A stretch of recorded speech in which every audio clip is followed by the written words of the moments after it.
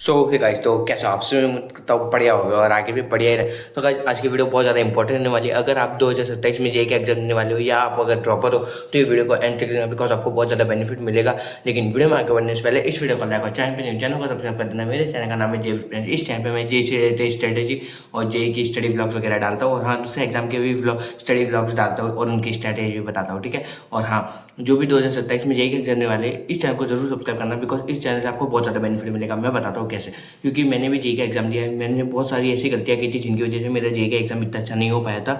तो उसके रिगार्डिंग मैं आपके लिए कंटेंट बनाता हूँ ताकि आप जो है वो गलतियां ना करो, ताकि आपका जो एग्जाम है वो ना बिगड़े। क्योंकि मेरी उन गलतियों की वजह से ही एग्जाम बिगड़ा था, लेकिन जब तक मेरे को वो रियलाइज हुआ ये मैं गलतियां कर रहा हूँ, तब तक बहुत ज़्यादा टाइम जा चुका था। लेकिन मैं नहीं चाहता आप लोगों के साथ ऐसा हो, तो इसलिए चैनल को सब्सक्राइब रखना ताकि आपको ऐसा म्यूजिक कंटेंट मिलता रहे। और हाँ, मेरी चैनल पे जाके जो भी वीडियोस आपके काम की है उसको जाके प्लीज़ जरूर से देख लेना, क्योंकि ये वीडियोस आपकी मतलब करियर बचा सकती है। आप समझ लो, अच्छी कॉलेज मिलेगी तो मतलब एक तरह से करियर ही हो गया ना।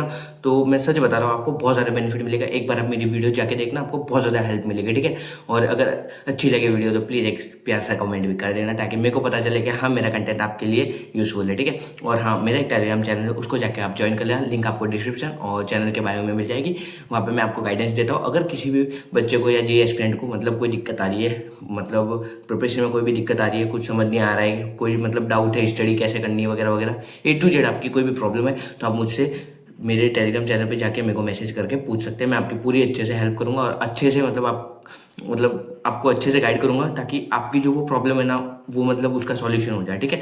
तो एक बार आप करके देखना। अगर आपको लगता है कि मतलब आपके लिए बेनिफिट है तो चैनल को सब्सक्राइब करना ताकि आपको बेनिफिट मिले, ठीक है। बाकी चलो अपनी वीडियो के ओर चलते हैं। तो मैं आज बताऊंगा, मतलब ऐसा होता है ना कि ऐसे मतलब बहुत सारे ये एस्पिरेंट क्यों फेल हो जाते हैं। मतलब आपने सोचो होगा यार, मेहनत सब करते हैं फिर भी बहुत सारे एस्पिरेंट जो है जेई के वो फेल हो जाते हैं। तो उसमें से मैं भी एक हूँ, मैं सच बता रहा हूँ। तो मैंने क्या गलतियाँ की थी, तो वो इसी वीडियो में मैं आपको अच्छे से बताऊंगा कि मतलब आपको क्या गलतियाँ नहीं करनी है। क्योंकि मैंने ये गलतियां मैंने भी दोहराई थी, जो ये मैं आपको बताने वाला हूँ ना आज वीडियो में, ये मैंने भी कहीं ना कहीं ये मतलब दोहराई थी। तो मेरा इतना अच्छा एग्जाम नहीं हो पाया। तो मैं नहीं चाहता आप लोग ऐसा करो, ठीक है। क्योंकि अगर आपका जेई का एग्जाम बिगड़ेगा तो बहुत ज़्यादा रिग्रेट होगा। मेरे को भी बहुत ज़्यादा रिग्रेट हुआ था, सच बता रहा हूँ, ठीक है। तो मैं नहीं चाहता कि आपके साथ ऐसा कुछ हो। तो इन गलतियों को ध्यान से समझना और फॉलो करना कि ये गलतियाँ आप ना करो, मतलब ठीक है। इन गलतियों को करने का अवॉइड करना कि ये गलतियाँ आप ना करो, ठीक है। तो चलते पहली गलती की तरफ। तो पहली गलती है वेस्टिंग ऑफ टाइम। अब जैसे कई सारे जेई एस्पिरेंट्स को मैंने देखा है, मैं खुद की ही बात कर लेता हूँ, ठीक है। तो मैं सोचता था यार अभी 1 साल पड़ा है, ठीक है, 1 साल पड़ा है, आराम से कोर्स होगा। 6 महीने पड़े, आराम से कोर्स होगा। तो यूं यूं करके भाई टाइम वेस्ट हो गया, होता गया होता गया। लास्ट में पता चला भाई अपन को तो बहुत कम चीज़ें आती है, जितना मतलब जेई के अंदर अच्छे परसेंटाइल लाने के लिए जितनी रिक्वायरमेंट है उससे भी कम चीज़ें आती है अपन को, ठीक है। तो ये आपके साथ ना हो। आपको मतलब टाइम को मतलब आपका एक दिन है ना, तो उसको ऐसे यूज़ करना है कि आपको वो एक दिन के अंदर 2 दिन का बेनिफिट मिले। सच बता रहा हूँ। आप सोचेंगे एक दिन के अंदर 2 दिन का कैसे, तो उसके ऊपर भी मैं वीडियो लाऊंगा। आप अपनी मतलब एफिशिएंसी कैसे बढ़ा सकते हैं, क्योंकि मतलब एक दिन के अंदर 2 दिन का बेनिफिट लेने का मतलब सीधा सा मतलब होता है एफिशिएंसी से। क्योंकि अगर आपकी जैसे पढ़ाई में एफिशिएंसी आपको अगर नहीं पता है तो मैं बता देता हूँ। जैसे आप एक लेक्चर कर रहे हो, ठीक है, 4 घंटे का लेक्चर है।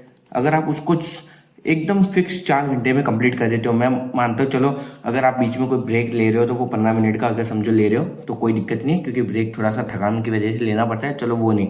लेकिन अगर आपको उस टोटल लेक्चर को कंप्लीट करने में 4 घंटे 15 मिनट लग रहे हैं और उस लेक्चर की हर एक चीज़ आपको आ रही है, तो इसका मतलब आपकी जो एफिशिएंसी है वो 100%। क्यों? आपने जो 4 घंटे का लेक्चर वो 4 घंटे के अंदर ही कंप्लीट कर लिया, ठीक है। 15 मिनट आपके जो ब्रेक थे तो ब्रेक के ऐड हो गए, ठीक है। तो आपने मतलब 100% एफिशिएंसी के साथ कंप्लीट किया। और एफिशिएंसी यही नहीं बताती कि आपने टाइम पे कंप्लीट किया लेक्चर, ठीक है। वो ये भी बताती है कि आपको अगर उस लेक्चर के अंदर से कुछ भी डाला जाए या पूछा जाए और आपको वो आ रहा है, इसका मतलब आपका जो ध्यान था ना वो 100% उस लेक्चर के ऊपर था, और जो भी उसमें सिखाया जा रहा था या मतलब समझाया जा रहा था वो आपको बहुत अच्छे से समझ आया। तो आपको मतलब सीधी सी बात है कि एफिशिएंसी 100% रखनी है, ताकि है ना मतलब आपका टाइम भी वेस्ट नहीं होगा और आप कम टाइम में ज़्यादा काम कर पाओगे, ठीक है। तो ये जरूर ध्यान रखना। ये मैंने गलतियाँ की थी, जो मतलब मैं एफिशिएंसी ऐसे इतनी ज़्यादा नहीं रखता था। मैं मतलब मेरी अगर मैं बात करता हूँ तो मेरी 70% तक ही रहती थी, ठीक है। तो मतलब अब आप बताए, एक तो 100% एक्यूरेसी होती है और एक 70% होती है, तो भाई दोनों में फ़र्क आएगा ना। तो आपको कोशिश करनी है आपकी 100% एक्यूरेसी रहे। और जिस टाइम आप पढ़ रहे हो एकदम एकदम मतलब शांत माहौल में पढ़ो, ठीक है। आप बिल्कुल ऐसे आवाज़ वगैरह में ना पढ़ो, क्योंकि इससे अपना कॉन्सेंट्रेशन बिगड़ सकता है, ठीक है। ये ध्यान रखना, ठीक है। अब दूसरी गलती क्या है?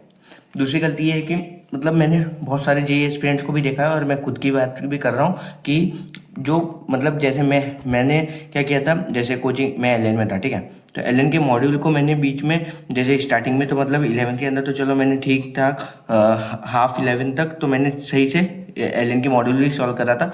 तब तक मेरे जो टेस्ट वगैरह के मार्क्स है वो भी अच्छे थे, ठीक ठाक आ रहे थे, ठीक है, मतलब मैं इतना अच्छे भी नहीं बोल सकता लेकिन सही आ रहे थे, ठीक है।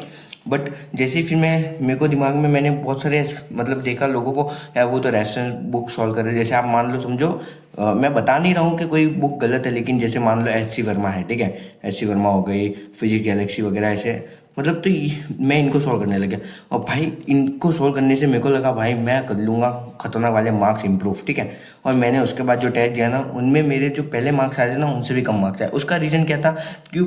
अपन आपने जैसे कोई कोचिंग ली है, पीडब्ल्यू ले ली समझो, या एलएन ले लिया, कोई भी एनी अदर कोई भी कोचिंग, तो भाई आप ये करो कि मतलब उस कोचिंग से जो आपको मॉड्यूल वगैरह मिल रही है ना उसको पहले 100% कंप्लीट करो। जैसे आपको 100 क्वेश्चन को मॉड्यूल के मिले तो पहले उसको कंप्लीट करो, ठीक है। ये कंप्लीट हो रहा है, इसके बाद आपके पास कोई टाइम एक्स्ट्रा बच रहा है, उसमें आप अगर रेफरेंस बुक लगा रहे हो कोई दिक्कत नहीं है। लेकिन आप सोच रहे हैं मैं तो ये 100 क्वेश्चन छोड़ के रेफरेंस बुक के 100 क्वेश्चन लगाऊं, ना भाई, बहुत बड़ी गलती करो, बहुत ज़्यादा बड़ी गलती करो, सच बता रहा हूँ मैं, मेरे एक्सपीरियंस से बता रहा हूँ, बहुत ज़्यादा बड़ी गलती है। तो ये ऐसा मत करना, पूरा ध्यान रखना कि आप अपनी कोचिंग मॉडल को प्रायोरिटी पहले पे रखें फिर रेफरेंस बुक की, ठीक है। अब थर्ड गलती क्या है कि जैसे बहुत सारे स्टूडेंट्स क्या करते हैं, मतलब मैं मेरा बताता हूँ, मैंने ये गलती तो नहीं की थी, इसका मैंने ध्यान रखा था, ठीक है, पर पहले नहीं कर मतलब 11th के हाफ तक मैंने ये मतलब गलती की थी, लेकिन 11th के हाफ के बाद मैं समझ गया था भाई ऐसा नहीं करना है। तो कई स्टूडेंट्स क्या होते हैं वो टारगेट से मिलाते हैं। तो मैं पहले जब 11 में नया नया गया था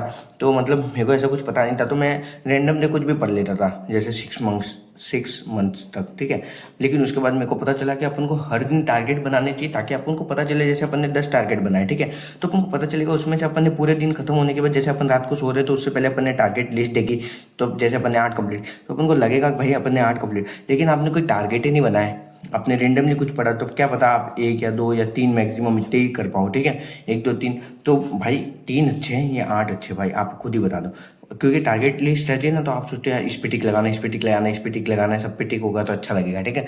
तो उससे मतलब आपको मोटिवेशन आता है एक तरह से कि हमको ये सारे टारगेट कंप्लीट करने हैं, ठीक है। तो आपको टारगेट लिस्ट जरूर बनानी है आपके हिसाब से, उसमें वीक टॉपिक्स भी हो, डेली का होमवर्क वगैरह जो मिलता है कोचिंग का वो भी हो, रेगुलर आपको जो रिवाइज करना है वो भी हो, ठीक है। तो हर एक चीज़ उसके अंदर होनी चाहिए, ऐसा नहीं है ओनली नई नई चीज़ें ही रखनी है, ऐसा नहीं है, आपको हर एक चीज़ वो रखनी है जिससे आपको मतलब मार्क्स इंप्रूव करने में मदद मिले। क्योंकि कोचिंग के जो टेस्ट होते हैं उनसे आपको पता चलता है ना कि आपके मार्क्स अगर इंप्रूव हो रही है, इसका मतलब आपने पढ़ाई की स्ट्रेटेजी अच्छी की है, ठीक है।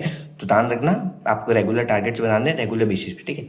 अब चौथी गलती क्या करते हैं कि वो जो है एक प्रॉपर शेड्यूल फॉलो नहीं करते। जैसे ये मैंने बहुत बड़ी गलती है, मैंने मतलब पूरे 2 साल लगभग की है, समझ लो आप 2 साल लगभग किए भी, मैं मतलब ऐसे ही था, पहले पहले 2 महीने की गलती नहीं की, फिर लगातार 5-6 महीने की।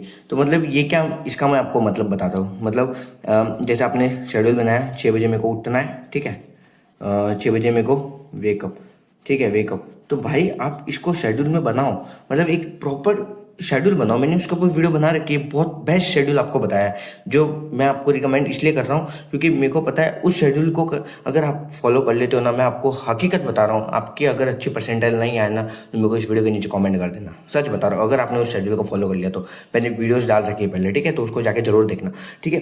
तो शेड्यूल मतलब ये होता है आपका टाइम फिक्स करना, जैसे 6 से आप उठोगे, 6 बजे उठोगे, 7 बजे नहाओगे धोगे वगैरह, ठीक है, और 8 बजे कोचिंग है, फिर 2 बजे आओगे खाना खाओगे, वैसे ऐसे पूरे दिन का जो प्रॉपर शेड्यूल है वो बनाना आपको बहुत ज़्यादा जरूरी है, ताकि आपको पता चले मेरा इस टाइम पे मेरे को ये काम करना ही है।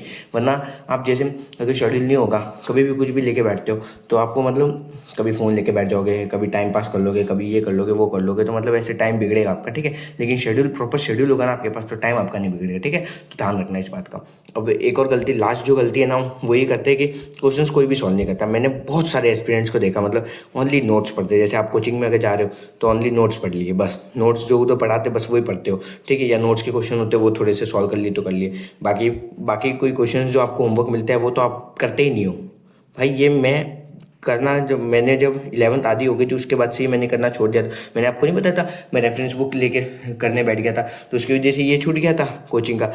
लेकिन मैं रेफरेंस बुक में भी जैसे अब अपन को 100 होमवर्क में मिल रहा है, मैं रेफरेंस बुक में 20 या 25 ही करता था ना, क्योंकि उसमें कोई टारगेट नहीं था, लेकिन होमवर्क मिलता था। वो टारगेट था ना कि अपन को 100 का होमवर्क मिला है तो 100 अपन को कंप्लीट करना है, तो वो चीज़ है। ठीक है, तो ऐसा नहीं करना है कि आप सिर्फ नोट्स नोट्स पढ़ रहे हो भाई, आपको क्वेश्चंस भी रेगुलर बेसिस पे सॉल्व करने हैं, और एक मतलब फिक्स्ड करने हैं कि इतने नंबर ऑफ क्वेश्चंस मेरे को रेगुलर सॉल्व करने हैं, जैसे 70 करने हैं, 60 करने हैं। ठीक है, लेकिन मैं आपको ये रिकमेंड करूंगा 60-70 से कम क्वेश्चन सॉल्व मत करना, रेगुलर आपको इतने तो क्वेश्चन सॉल्व करने हैं, ताकि मतलब आपकी अगर प्रैक्टिस रेगुलर चलती रहेगी ना, तो आप अगर कुछ भी पढ़ रहे हो ना, जी जैसे आप ये एटॉमिक स्ट्रक्चर के समझो, मतलब क्वेश्चन सॉल्व किया आपने इस दिन, तो आपके मतलब जो आपने जो लर्न किया है ना उसके बारे में, वो आपको ज़्यादा दिन तक रिटेन रहेगा, क्योंकि क्वेश्चन प्रैक्टिस से ही अपन को वो चीज़ें याद रहती है। ठीक है, तो ये 5 गलतियां हैं जिनको आप अपने टेबल के सामने लगा देना और चिपका देना।